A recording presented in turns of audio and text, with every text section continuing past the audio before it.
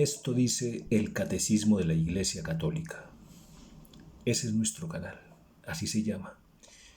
Esto dice el Catecismo de la Iglesia Católica y nuestro estudio bíblico, como siempre, consiste en mirar el Evangelio de cada domingo. Hoy es jueves 3 de junio del año 2021. No, vamos a mirar el Evangelio del próximo domingo 6 de junio del 2021.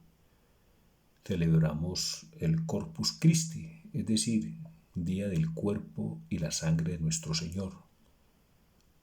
El Día de la Eucaristía, ¿no? Celebrar el cuerpo y la sangre de nuestro Señor es celebrar el Día de la Eucaristía, ¿no? Pues el Día de la Eucaristía son todos los días, pero este día esta fiesta está señalada para que la celebremos de una manera muy especial. Hay que decirlo, fiesta enmarcada todavía por la pandemia, por el coronavirus, que está muy agresivo, ¿no?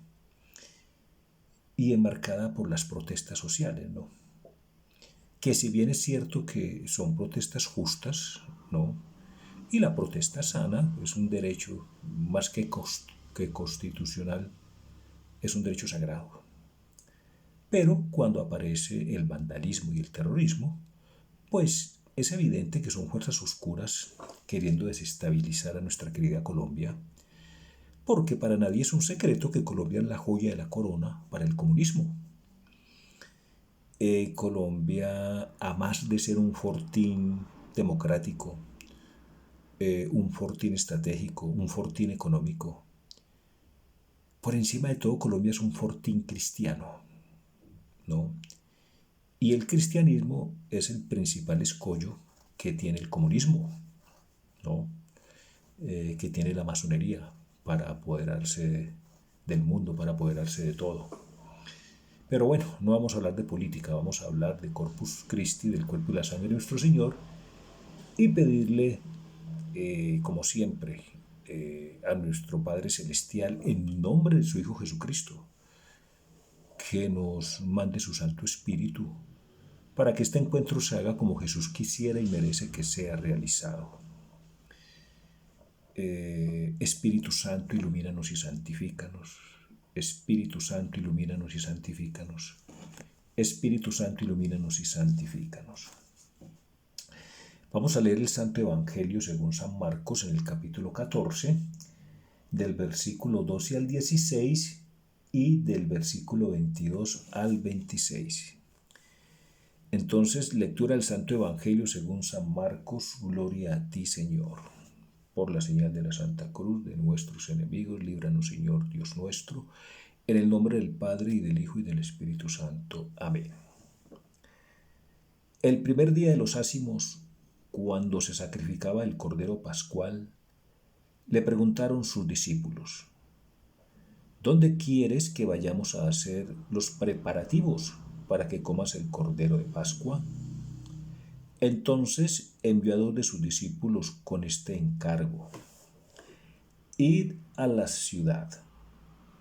Os saldrá al paso un hombre con un cántaro de agua. Seguidle, y veréis que entra en una casa. Decid entonces al dueño: el maestro dice, ¿dónde está mi sala, donde pueda comer la Pascua con mis discípulos? Perdón. Bueno, mientras estaban comiendo, tomó pan, lo bendijo, lo partió, se lo dio y dijo: tomad, este es mi cuerpo. Tomó luego una copa y, después de dar las gracias, se la pasó, y bebiendo todos de ella, y les dijo: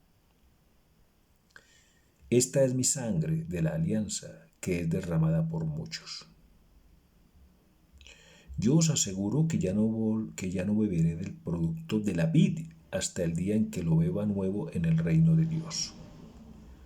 Una vez que cantaron los signos, salieron hacia el monte de los olivos. Palabra del Señor. Gloria a ti, Señor Jesús. Bueno, este evangelio es la institución de la Eucaristía. Vamos a hablar de la Eucaristía. Dice, el primer día de los ácimos, cuando se sacrificaba el cordero pascual, le preguntaron sus discípulos, ¿dónde quieres que vayamos a hacer los preparativos para que comas el cordero de Pascua? Ojo pues, para que comas el cordero de Pascua. Fíjense que, a ver, empecemos por decir una cosa. Definamos la palabra liturgia para poder entender este evangelio. Definamos la palabra liturgia. La palabra liturgia en el numeral 1070 del Catecismo de la Iglesia Católica dice, la palabra liturgia significa originariamente obra o quehacer público, servicio de parte de y en favor del pueblo. Estamos en el numeral 1069, ¿no?, del Catecismo de la Iglesia Católica. En la tradición cristiana quiere significar que el pueblo de Dios toma parte en la obra de Dios, ¿no? Entonces, mire, repito, en la tradición cristiana quiere significar que el pueblo de Dios toma parte en la obra de Dios. Entonces, fíjense que los apóstoles le dicen a Jesús, los apóstoles le preguntaron, ¿dónde quieres que vayamos a hacer los preparativos para que comas el cordero de Pascua? O sea, ellos van a hacer los preparativos para que Jesús haga su Pascua, coma su cordero. Los apóstoles, los discípulos del Señor en ese momento son el pueblo de Dios, ¿no? Y Jesús obviamente es Dios.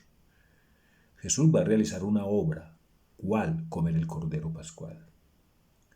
Y el pueblo, es decir, sus discípulos, van a tomar parte en ella. Entonces, ¿cómo está de bien dibujada aquí el significado de la palabra liturgia? Dice, en la tradición cristiana quiere significar que el pueblo de Dios, es decir, los 12 apóstoles en el momento, toman parte en la obra de Dios. ¿Cuál es la obra de Dios? La obra de Jesús, que es Dios en ese momento. Pues, comer el cordero. Dios va a comer el cordero. Dios es verdadero Dios, verdadero hombre, va a comer el cordero y el pueblo de Dios, los apóstoles, van a tomar parte en ella. Entonces, porque eso es la liturgia, es la obra de Dios cuando el hombre participa en ella, por una invitación especial de Dios, ¿cierto? Dice, por la liturgia, Cristo, nuestro Redentor y sumo sacerdote, continúa en su iglesia, con ella y por ella, la obra de nuestra redención. Vamos al numeral 1070, dice, la palabra liturgia en el Nuevo Testamento es empleada para designar no solamente la celebración del culto divino, sino también el anuncio del Evangelio y la caridad en acto. En todas estas situaciones, en estas tres situaciones, ¿cuáles? En la celebración del culto divino, en el anuncio del Evangelio y en la caridad, ¿no? En todas estas tres situaciones se trata del servicio de Dios y de los hombres, ¿no? O sea, los apóstoles buscando el lugar donde celebrar la Pascua y Jesús celebrándola, ¿cierto? En todas estas situaciones se trata del servicio de Dios y de los hombres. En la celebración litúrgica, la iglesia es servidora, ¿no? Fíjese que el celebrante va a ser Cristo y los apóstoles le están sirviendo, lo están alistando todo, porque los apóstoles son la iglesia. Los apóstoles son la iglesia porque acá lo dice, en todas estas situaciones, o sea, en la celebración del culto divino, en la predicación del Evangelio o en la caridad, que eso es la liturgia, en todas estas situaciones se trata del servicio de Dios y de los hombres. En la celebración litúrgica, o sea, en la Eucaristía por excelencia, ¿no?, la iglesia es servidora. En la Eucaristía, o sea, en la liturgia, la iglesia es servidora, ¿no? A imagen de su Señor, el único liturgo. Cristo es el único liturgo. Cristo es el único sacerdote, ¿no? Cristo es el único celebrante. Tú eres sacerdote eterno según la orden de Melquisedec, ¿cierto? Entonces, repito, en la celebración litúrgica la iglesia es servidora a imagen de su Señor, el único liturgo, del cual ella participa en su sacerdocio, es decir, en el culto, anuncio y servicio de la caridad. Entonces, acá está dibujando muy bien la liturgia, ¿no? La liturgia es toda la celebración de la iglesia, ¿no? Con justicia puede decirse que hay 7 liturgias, liturgia del bautismo, liturgia de la confirmación, liturgia de la Eucaristía, liturgia de la penitencia, liturgia de la unción, liturgia del matrimonio, liturgia del orden. Y hay otras liturgias que no son sacramentos, pero son liturgias, ¿de acuerdo? Como las exequias y demás. Muy bien. Entonces, ¿dónde quieres que vayamos a hacer los preparativos para que comas el Cordero de Pascua? Entonces, fíjese que el centro va a ser la institución va a ser digamos, la celebración de la Pascua, la comida del Cordero. A ver, los apóstoles tienen en mente es que van a comer un Cordero, ¿no? Pero luego les va a salir Jesús con la otra sorpresa de la institución de la Eucaristía, ¿de acuerdo? Entonces, ¿dónde quieres que vayamos a hacer los preparativos, ¿no? En la Eucaristía, esto serían las ofrendas, ¿no? Porque cuando ellos quieren los preparativos, ellos van a preparar todo lo que se va a usar, los vasos, los recipientes, las copas, los platos, ¿cierto? Y lo que van a comer, ¿no? En la Eucaristía, las ofrendas en los preparativos. Fíjese que se cogen las especies, o sea, el pan y el vino, y se elevan a la categoría de objetos santos. Sigue siendo pan y vino, pero ya objetos santos, ¿no? El cáliz, se alista el cáliz. El cáliz se llena con el agua, con el vino y con el agua, ¿no? Muy bien, luego viene el lavado de manos, en fin, y la oración colecta. Estos son los preparativos, y luego viene ya la consagración, que sería la cena, ¿cierto?, del Señor. Entonces, ¿dónde quieres que vayamos a hacer los preparativos, ¿no? Los preparativos para que comas el Cordero de Pascua. Vuelvo y repito, no perdamos de vista que los apóstoles en ese momento, los discípulos, iban con la mentalidad, con la noción de que iban a comer el Cordero como cualquier judío, ¿no? ¿Ok? Entonces, Jesús les dijo, Jesús entonces envió a 2 de sus discípulos con este encargo. Id a la ciudad, ¿no? Os saldrá al paso un hombre con un cántaro de agua, seguidle, y veréis que entra en una casa, ¿no? Miren, a mí personalmente me ha inquietado mucho esa señal que da Jesús. Id a la ciudad, os saldrá al paso un hombre con un cántaro de agua, seguidle, ¿no? Él los va a conducir a la casa. Un hombre con un cántaro. A ver, he meditado mucho este evangelio, este pasaje, frase por frase, pidiéndole luz al Espíritu Santo. Me inquieta mucho ese hombre con un cántaro, porque es que lo normal, lo cultural, lo correcto en la época era que un cántaro de agua lo llevara una mujer. Este era un oficio netamente de mujeres. Es muy raro en la época ver un hombre con un cántaro de agua. Y a veces pienso, claro, si Jesús hubiera dicho, ve y seguía a una mujer que lleva un cántaro de agua, pues se hubiera confundido. ¿Por qué? Se hubiera confundido porque los apóstoles se confunden porque lo más normal era que había muchas mujeres llevando un cántaro de agua, porque era oficio de las mujeres, ¿no? Entonces, seguramente cuando ellos salen a buscar, si Jesús los hubiera dicho, vayan y busquen una mujer que lleva un cántaro de agua, pues hubieran visto muchas. Bueno, ¿y cuál de todas será? Pero cuando les dice un hombre con un cántaro de agua, acuérdense de la samaritana, ¿no? De la samaritana, ¿no? ¿No? Y si uno lee la Biblia con atención se va a dar cuenta que este oficio era de mujeres, ¿cierto?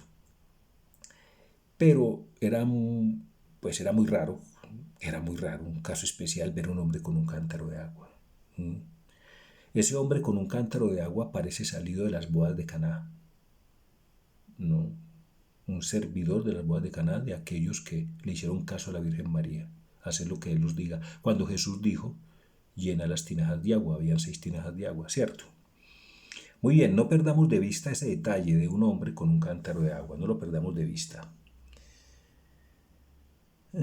Seguidle y veréis que entra en una casa. Decía entonces al dueño, otro término que me inquieta, ¿quién es el dueño de la casa, cierto? El maestro dice, ¿dónde está mi sala? Pues el maestro ya que tan confianzudo, nuestro querido Jesús, ¿dónde está mi sala? ¿Dónde está mi sala? Donde pueda comer la Pascua con mis discípulos. ¿No? Muy bien. Eh, Mientras estaban comiendo, tomó pan, lo bendijo, lo partió, se lo dio y dijo, tomá, este es mi cuerpo. ¿No? Fíjense que Jesús dice, Jesús no dice esto es símbolo o esto significa mi cuerpo. No, dice esto es mi cuerpo.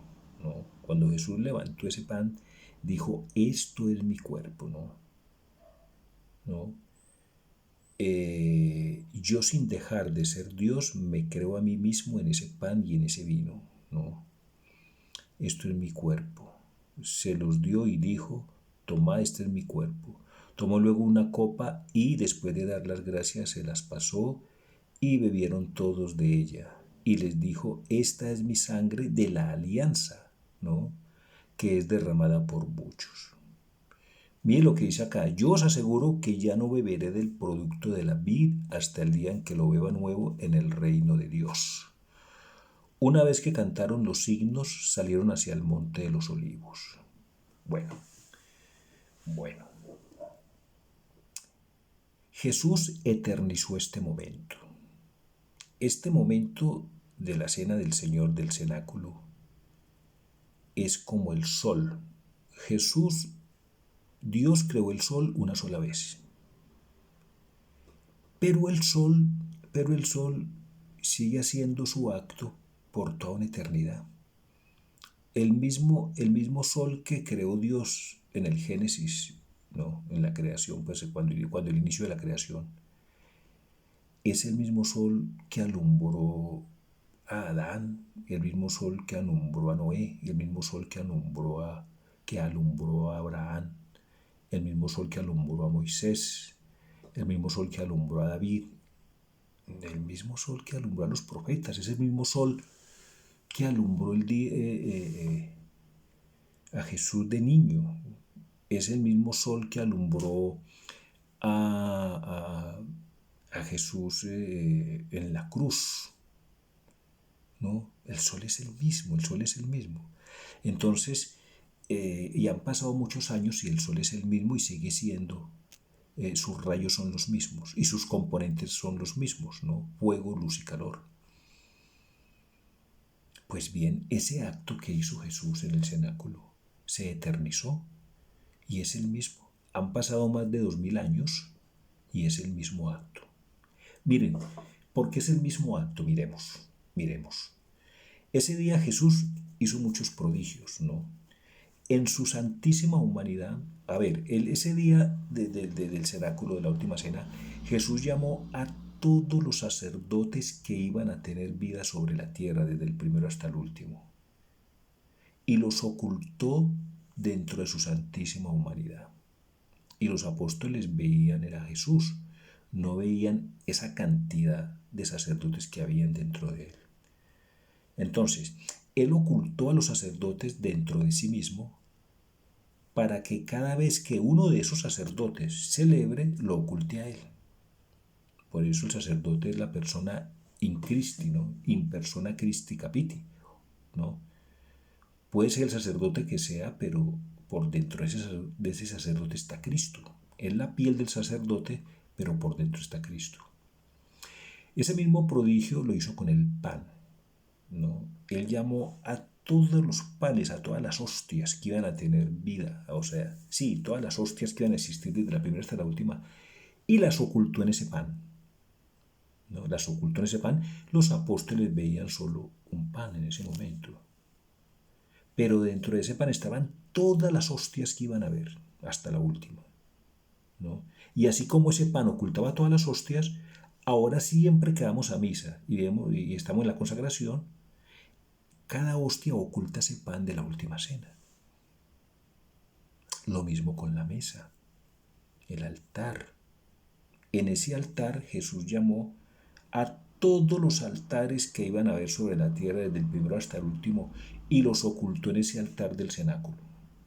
Los apóstoles veían solo una mesa, pero dentro de esa mesa estaban ocultos todos los altares que iban a haber sobre la tierra, ¿no? Y siempre que se celebra la Santa Misa, ¿no? Vemos un altar, pero ese altar está ocultando el altar del cenáculo, el altar de la última cena. El auditorio eran los 12 apóstoles, ¿no? El auditorio es el mismo, no ha cambiado. ¿Por qué? Porque en esos 12 apóstoles estaban ocultos todos los hijos de la iglesia, ¿no? Estaban ocultos todos los hijos de la iglesia desde el primero hasta el último. Entonces los apóstoles se veían entre sí y veían nomás el grupo de los 12, ¿no? Pero estaban ocultando a todos los futuros hijos de la iglesia. Pues ahora nosotros no vemos a los apóstoles por ningún lado porque los tenemos tan ocultos dentro de nosotros. ¿Sí ve? Bien, entonces todos los accidentes, todos los elementos, celébrese la misa donde se celebra, a la hora que sea, en el lugar que sea, los elementos son los mismos, las palabras son las mismas, ¿no? Entonces se eternizó ese momento, ¿no es cierto?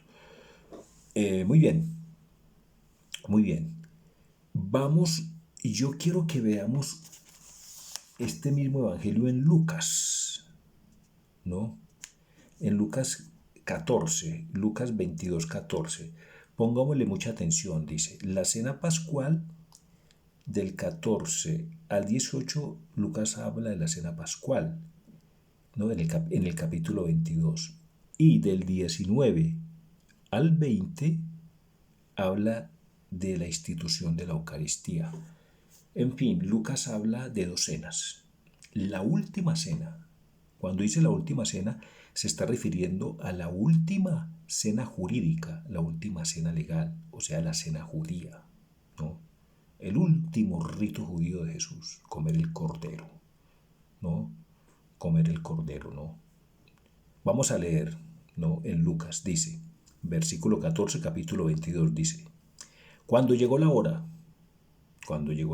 nos remite a las bodas de Caná cuando María le dice a Jesús, no tienen vino.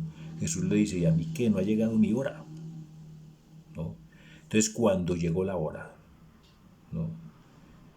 Se puso a la mesa con los apóstoles y les dijo, con ansia he deseado comer esta Pascua con vosotros antes de padecer, porque os digo que ya no volveré a comerla hasta que haya su cumplimiento en el reino de Dios. Ojo, ojo, tomó luego una copa, dio gracias y dijo, toma esto y repartirlo entre vosotros. Ojo lo que sigue, mucha atención, atención, porque os digo que a partir de este momento no beberé del producto de la vid hasta que llegue el reino de Dios.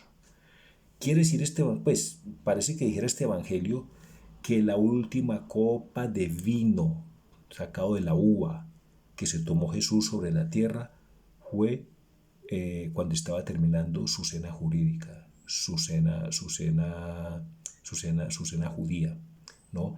Acuérdese que en la tradición judía se bebían 4 copas, ¿no? Jesús aquí va en la segunda.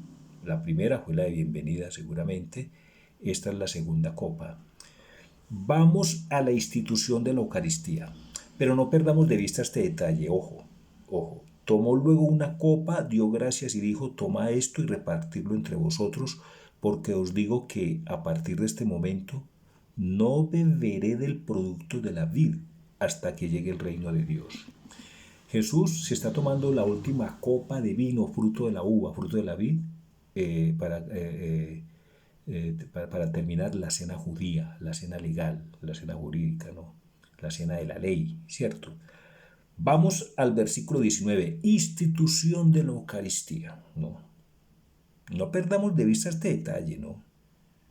Porque en el versículo 18 está ya cerrando, pues, es decir, su última copa de vino, fruto de la vid. Institución de la Eucaristía. Tomó luego pan, ¿no? Ese pan, acuérdense que los apóstoles estaban buscando, cuando inicia el Evangelio, los apóstoles le dicen ¿dónde quieres que vayamos a hacer los preparativos para que comas el Cordero de Pascua? Ellos no le dicen para que comas pan y vino, sino el Cordero de Pascua. La mentalidad de los judíos era la cena judía, la cena jurídica, la cena legal, ¿no? Entonces, ya pasó la última cena judía, ¿no? Estamos ante la primera cena eucarística, la primera cena cristiana. ¿Mm? ¿No? Estamos ante la primera cena eucarística, la primera cena cristiana. Dice, institución de la Eucaristía. Estoy leyendo la Biblia de Jerusalén, ¿cierto?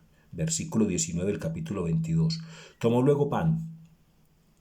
Acuérdese que ese pan era pan ácimo, sin levadura. ¿Por qué sin levadura? Porque la levadura fermenta. Fermentar es corromper, ¿no? La levadura hace el pan corruptible, hace que se fermente y que se dañe, ¿de acuerdo? Tomó luego pan, pan sin levadura, dio gracias, lo partió y se lo dio diciendo, este es mi cuerpo que se entrega por vosotros. Hace esto en recuerdo mío. Ojo lo que sigue en el versículo 20. De igual modo, después de cenar, tomó la copa y dijo, esta copa es la nueva alianza en mi sangre que se derramará por vosotros. Repito, versículo 20. De igual modo, después de cenar, tomó la copa y dijo, esta copa es la nueva alianza en mi sangre que se derrama por vosotros. ¿Cómo así? Pero si en el versículo 18 ya había dicho, porque os digo que a partir de este momento no beberé del producto de la vid hasta que llegue el reino de Dios. ¿Y cómo que tomó otra copa? Entonces, ¿qué tenía esa copa? Tenía vino.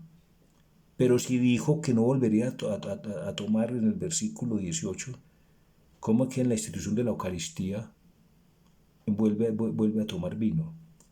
Bueno, aparece el hombre en el Sena, el hombre del cántaro, con un cántaro lleno de agua.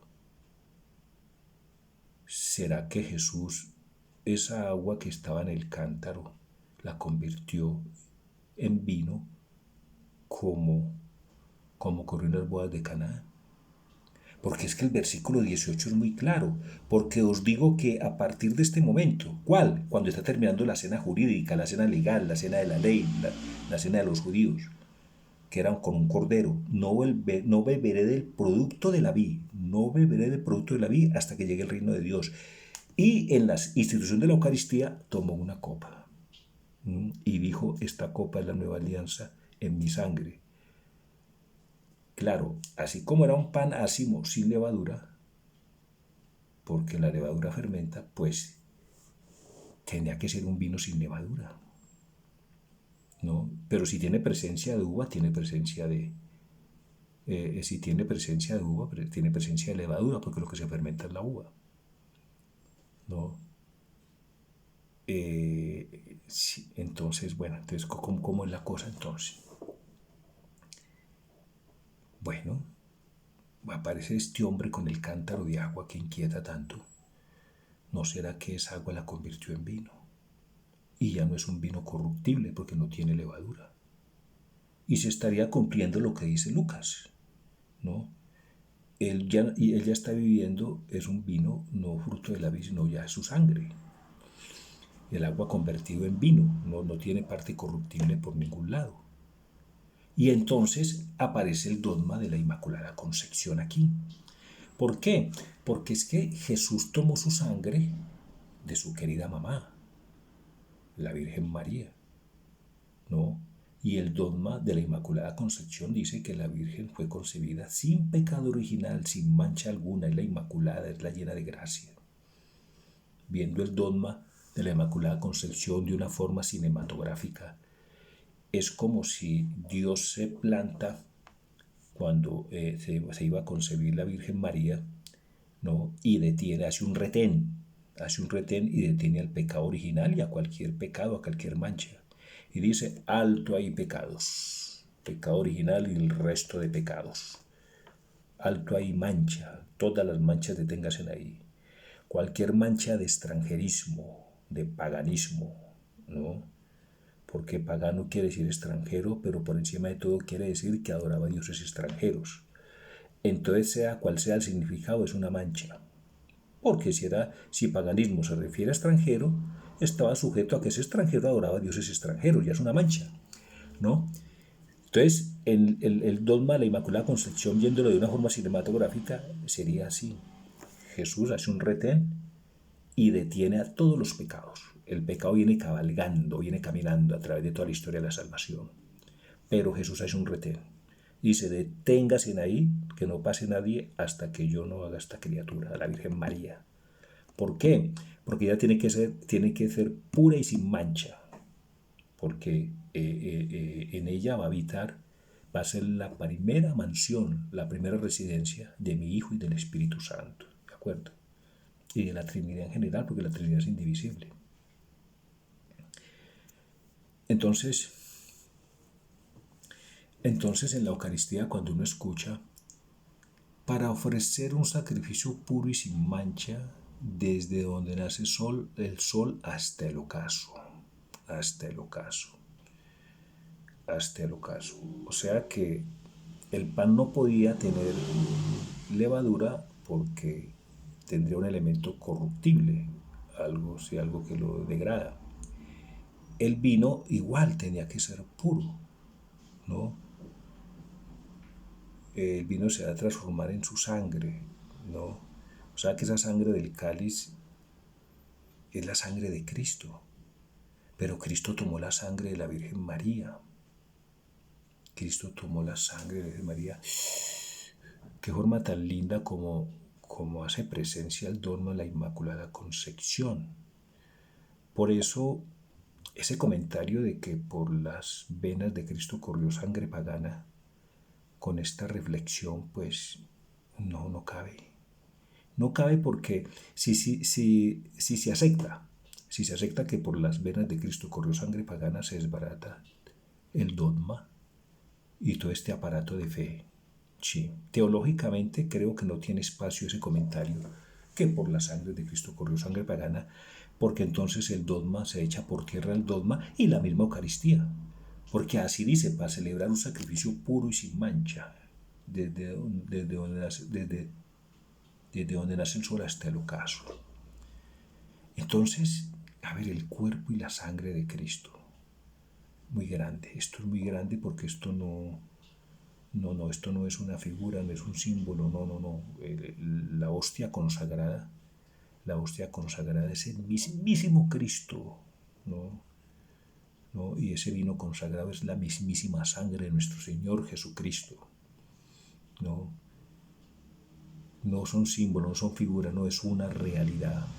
Es una realidad. A ver, podríamos ver, Cristo es el mismo ayer, hoy y siempre. Cristo es el mismo ayer, hoy y siempre. No importa la forma que tenga. Vamos a hablar de tres formas de Cristo. En la preexistencia, antes de venir a la tierra, el Hijo de Dios, la segunda persona de la Trinidad. Cuando Juan dice en su Evangelio, en el principio existía la palabra, o sea, el verbo es el Hijo de Dios, ¿no? Y la palabra estaba junto a Dios, ¿no? Y la palabra era Dios y por medio de ella se hicieron todas las cosas. Bueno, esa palabra que habita junto a Dios, según el prólogo de Juan, del Evangelio de Juan, esa palabra que en el principio estaba junto a Dios, es la misma palabra que tomó cuerpo, forma humana en el vientre de María, en el santo seno de María. Es el mismo Cristo que llaman Cristo histórico. O sea, es el mismo Cristo que nació de la Virgen María, que padeció bajo el poder de Poncio Pilato, que murió crucificado, fue sepultado y resucitó al tercer día y subió a los cielos y está sentado a la derecha de Dios Padre. Es el mismo de la preexistencia.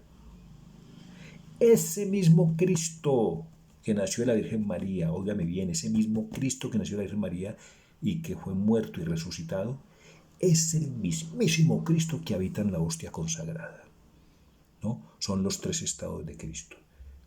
Cristo preexistente, Cristo humano, ¿no? Cristo hecho hombre, ¿cierto?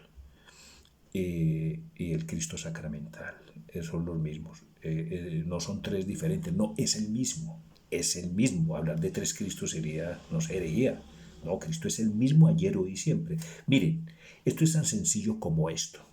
Si yo coloco el agua en tres estados diferentes, sólido, un bloque de hielo, líquido, una jarra con agua, y gaseoso, agua en estado vaporosa o de ebullición, como quiera llamarla, sería necedad dudar de que el cubo de agua es una composición química diferente al agua que está líquida o al agua que está vaporosa.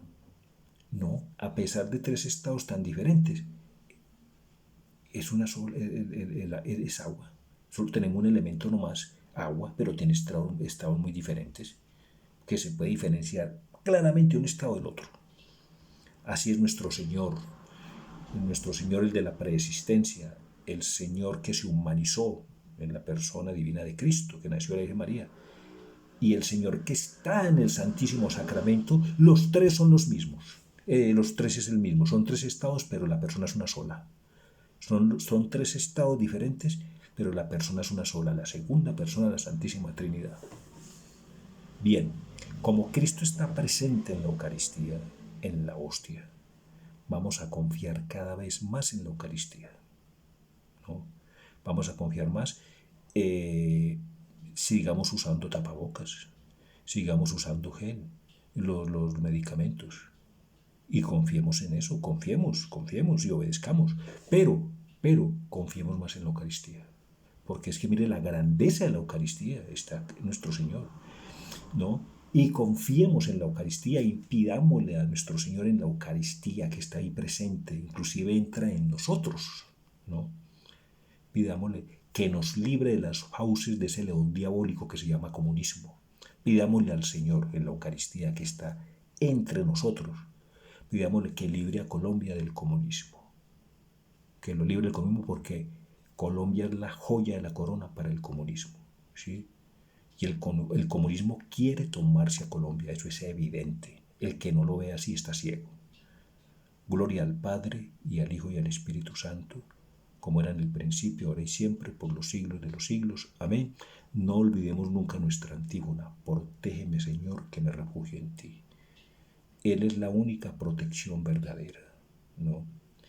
Es la única fuente de protección segura que podemos conseguir, es nuestro Señor. Protégeme, Señor, que me refugio en ti a tiempo y a destiempo. Saludos a sus familias. Dios los bendiga.